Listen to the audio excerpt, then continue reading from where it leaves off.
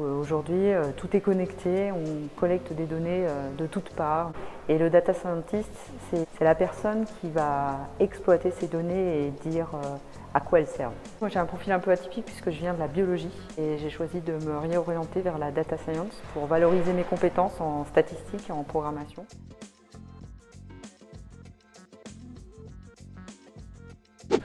Avec Nelly, on lui demande en fait d'appliquer les derniers outils qu'elle a pu voir en cours à nos problématiques industrielles concrètes pour évaluer ses méthodes et voir si on peut obtenir de nouvelles informations. En entreprise, on n'a pas envie que les machines soient défaillantes. Une façon de prédire les pannes, c'est de placer des capteurs un peu partout pour récolter plein de données et les analyser et pouvoir anticiper quand est-ce que la panne va arriver.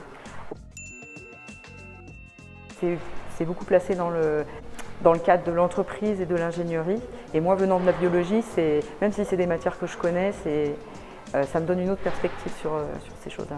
On a deux gros jeux de modules qui couvrent plein de domaines, tels que les maths, les statistiques, les probabilités, mais aussi l'informatique, la programmation Python. Alors les applications de la data science sont très intéressantes et amènent énormément d'étudiants vers ce domaine.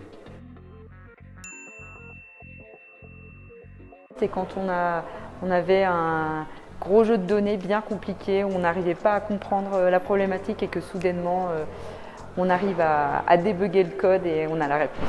C'est comme un jeu de détective un peu.